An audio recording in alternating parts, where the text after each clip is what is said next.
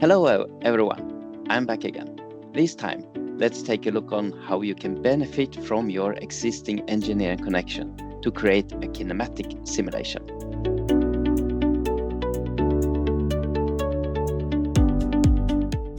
In my example here, I have one main assembly with two sub-assemblies. Let's have a look on the sub-assemblies. They contain some engineering connections that I can manipulate thanks to the compass. So let's try it. The motion looks very fine. And let's have a look on the second sub-assembly.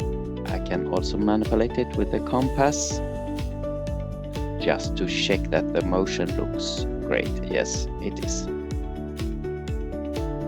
So the next step now is to create the mechanism. So to do that, I need to switch to the mechanical system design application.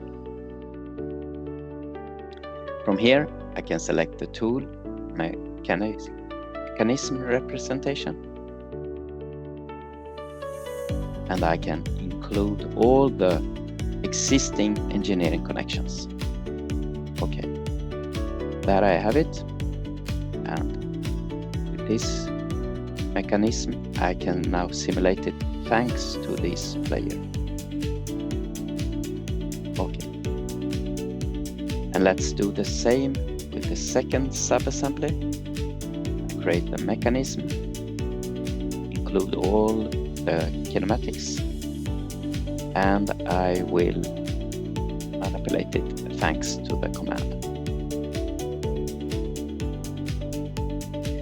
And at the top assembly, I can now include both mechanisms in the main mechanism by clicking this link all including sub-mechanism.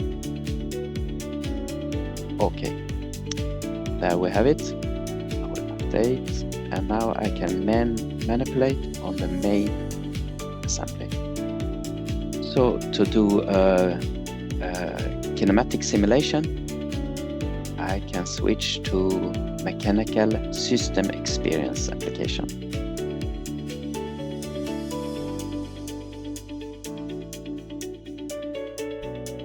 And here I can,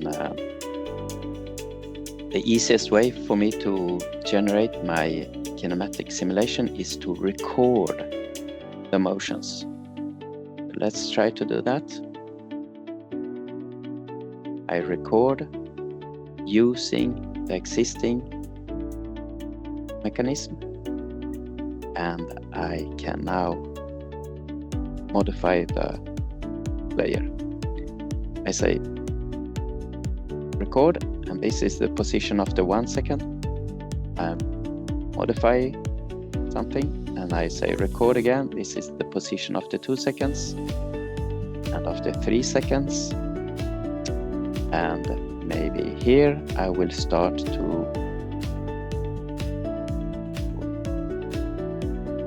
change the location of the wheel, save it to my 5th second, and so on.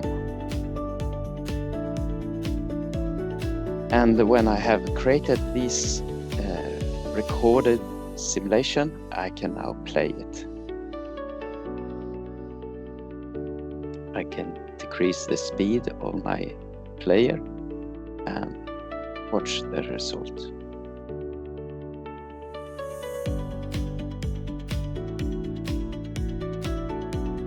So that's it for today. Thank you for watching. Bye.